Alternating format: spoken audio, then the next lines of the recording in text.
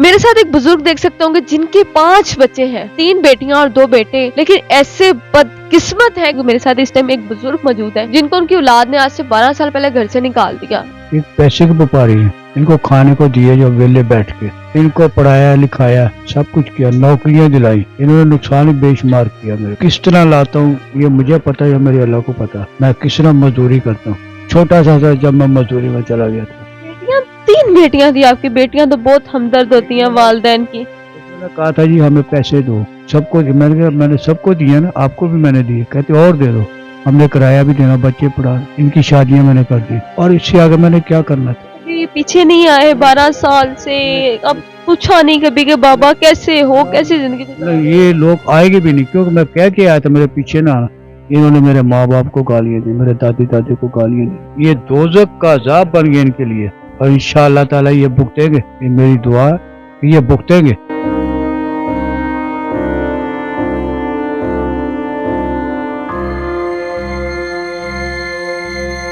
अस्सलाम वालेकुम नाज़रीन, आपकी मेज़बान तैयबा मानूर, आप देख रहे हैं P4 पाकिस्तान। नाज़रीन, जैसा कि आप जानते हैं कि औलाद जो है बहुत बड़ी नेमत है, और माँ बाप जो है ना, खासकर वालिद साहब, ये बहुत बड़ी रहमत है।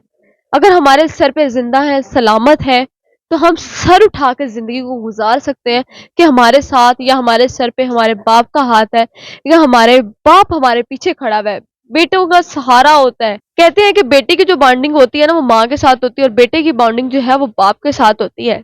मेरे साथ एक बुजुर्ग देख सकते होंगे जिनके 5 बच्चे हैं, 3 बेटियां और 2 बेटे, लेकिन ऐसे बदकिस्मत है कि मैं बदकिस्मत ही कहूंगी, क्योंकि जिन्होंने अपने हाथों से जन्नत की चाबी गवाई, वो कहाँ खुशकिस्मत हो सकते हैं, वो तो बदनसीब भी हो सकते हैं। अब आप लोग सोच रहे होंगे कि मैं ऐसा क्यों कह रही हूँ, मैं ऐसा इसलिए कह रही हूँ कि मेरे साथ इस टाइम एक बुजुर्ग मौजूद है जिनको उनकी औलाद ने आज से 12 साल पहले घर से निकाल दिया, और आज ये किस तरह जिंदगी गुजार रहे हैं। कभी इस गोदाम में सो जाया करते हैं जहाँ इस टाइम मैं मौजूद हूँ, और ये यहाँ सिलाई का काम करते हैं, इस उम्र में भी बारीकी का काम करते हैं, किस लिए कि अपने 2 वक्त की रोटी खा सकें या अपना गुजारा कर सकें। दरअसल इनके साथ वाकया क्या पेश आया, ये 12 साल से क्यों इस तरह जिंदगी गुजार रहे हैं, ये आज हम इनसे जानेंगे। आपकी मुलाकात करवाते हैं सामने। वाह, बाबा जी कैसे हैं? ठीक है। सबसे पहले तो ये बहुत अफसोस की बात है, हम ऐसी चीजें देखते हैं तो दिल खून के आंसू होता है कि एक औलाद ने अपने बाप को घर से निकाल दिया, या अपनी माँ को घर से निकाल दिया, ओल्ड एज हम छोड़ा है, या वालिद साहब को छोड़ा है। ये जब हम सुनते हैं तो हमें अजीब सी कैफियत होती है कि ये क्या हो रहा है। लेकिन आज आपके साथ मैं मौजूद हूँ तो मुझे खुद बहुत दिल दुख रहा है मेरा कि मैं आज एक ऐसे वालिद साहब के साथ मौजूद हूँ जिनकी औलाद ने उनके साथ ऐसा सलूक किया। बाबा जी, मुझे ये बताइएगा कि वाकया क्या पेश है। इन्होंने नुकसान ही बेशुमार किया मेरे पास, ये नहीं भी नहीं, लेकिन मैं फिर भी सब्र था। लेकिन मैं कहाँ तक देता इनको कमा के, किस तरह लाता हूँ ये मुझे पता है, मेरे अल्लाह को पता। मैं किस तरह मजदूरी करता हूँ, छोटा सा था जब मैं मजदूरी में चला गया था। कितनी उम्र थी आप जब मजदूरी में गए, और क्या वजह बनी कि आप उस टाइम मजदूरी करने आए? उस वक्त मेरा बाप अकेला था, उसके साथ मैंने मजदूरी करी। 12 साल 18 साल का होगा जब तो मैंने आप अकेला था और बीमार था, तो आप छोटी सी उम्र में मजदूरी पे आ मजदूरी गए। में आ गया था। उस वक्त मेरी अपना टीचर पर तनख्वाह थी, 30 रुपए तनख्वाह महीने की के रोज की? महीने की। उस वक्त अयूब के टाइम। उसके बाद बड़ी फैक्ट्री में चला गया काम सीख के, उधर मेरी आमदन ज्यादा हो गई। बाप को भी साथ रखा, आप भी साथ रहा, लेकिन मैंने कभी वोचर को हाथ नहीं लगाया था। मेरी पे जो थी मेरे वाल साहब लेके आते थे, वो कहते थे दूसरे कारीगर भी कहते आप खुद जाया करो पे लेने। मैं कहा नहीं, जब मेरे सिर पे मेरी जन्नत बैठी मुझे क्या जरूरत है ये जाके आपने तो कोई। अपने वालिद साहब के साथ इतना अच्छा सलूक किया, उनकी खिदमत की, उनके लिए अपना बचपन खराब कर दिया, आपकी औलाद ने आपके साथ क्या किया? ये कुछ लोग ऐसे हैं, खाते हुए को तो नहीं देख सकते, चाहे भाई है चाहे कोई भी है, बहन हो कोई भी हो, लेकिन ये लोग किसी को खाते हुए नहीं देख सकते। लेकिन मुझे पता है जब ये पैदा होते थे 1.5 मन घी मैं देसी लेके आता था गाँव 1.5 मन घी देसी? से। उसके बाद मुर्गे का गोश्त, मछली का गोश्त, छोटा गोश्त मैंने 2-2 3-3 किलो ला के दिया है। ये खाएंगे उठेंगे, इसकी माँ भी खाएगी और ये भी खाएंगे, ये सारे उठेंगे। लेकिन घी सब भी खाते थे, लेकिन मैं वो सूखी रोटी खाता था, क्योंकि मैं सारा बाहर ही रहता था।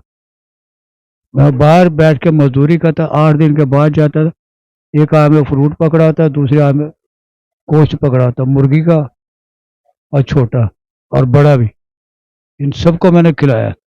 لیکن جو کہتے ہیں ہمیں دیا کیا، میں نے اس کا حال یہی نکالا تھا. میرے والد صاحب فوت ہو گئے، میری والدہ بھی چلی گئی. ان کے بعد انہوں نے یہ رپورٹ ڈالا تھا کہ ہمیں پیسہ دو. پیسہ کیا دینا، میرے پاس کچھ ہوتا میں دیتا. لیکن جو پراپرٹی تھی ان کی وہ میں نے بیچ دی. کتنی پراپرٹی تھی بابا جی آپ کے پاس؟ 5 مرلے کی پراپرٹی ایک جگہ پہ تھی، 10 مرلے کی ایک جگہ تھی. میں نے ساری بیچ کے دے دی، بھائیوں کو بھی دے دی، بہنوں کو بھی دے دی، اپنے بچوں کو بھی دے دی. کیوں کل کو یہ نہ کہ ہمیں کچھ دیا نہیں. بیٹیاں 3 بیٹیاں تھی آپ کی. بیٹیاں تو بہت ہمدرد ہوتی ہیں والدین کی. میں نے کہا تھا جی ہمیں پیسے دو، سب کو میں نے کہا میں نے سب کو دیا نا، آپ کو بھی میں نے دیے. کہتے اور دے دو، ہم نے کرایہ بھی دینا، بچے پڑھا. لیکن میرے پاس بانڈ پڑے تھے 70,000 کے، جو میں نے دے دیے. پھر جاؤ تینوں جا کے بانٹ لو. ان کی شادیاں میں نے کر دی تھی، اور اس سے آگے میں نے کیا کرنا تھا. اب بیٹوں کی باری آئے، بیٹوں نے کافی نقصان کرا تھا، ان کی بھی شادیاں کر دی. اب کہتے ہیں پیسے، میں کہاں سے پیسے دوں؟ میں تو خود مجبور ہو گیا، اب بیمار رہتا ہوں. مجھے پتا پچھلے سال مجھے فالج ہو گیا. جن لوگوں نے میرا علاج کیا ان کو پتا ہے، ملک صاحب کو بھی پتا ہے. دوسری فیکٹری میں بیٹھا تو ادھر بھی بیمار ہو گیا، انہوں نے بھی میرا علاج کرایا. لیکن گھر والے کھانے کو مانگتے ہیں، لیکن یہ نہیں سوچتے کہ اس کا علاج بھی ہم کرا لیں. گورنمنٹ نے میرا ٹھیکہ نہیں لیا ہوا، گورنمنٹ میرا ٹھیکہ نہیں لیا، جو کہ میرے کو پیسے لگائے نکال. یہ ان لوگوں کا بچے کبھی پیچھے نہیں آئے 12 سال سے؟ اب پوچھا نہیں کبھی کہ بابا کیسے ہو، کیسی زندگی گزار رہے یہ لوگ آئے گے بھی نہیں، کیونکہ میں کہہ کے آیا تھا میرے پیچھے نہ آنا. اگر آؤ گے کچھ سوچ کے آنا. کل کو کوئی نقصان ہو گیا تو تم خود ذمہ دار ہو، میں ذمہ دار نہیں ہوں گا. کیونکہ جن لوگوں میں جا رہا ہوں، جس طرح میں جا رہا ہوں، اس کا راستہ اور کوئی نہیں ہے پیچھے. ہیں؟ اولاد نے گھر سے نکالا ہے، جب نکالا تو اب یاد نہیں آتی آپ کو؟ نہیں، مجھے کسی کی یاد نہیں ہے، صرف اللہ کی یاد آتی ہے.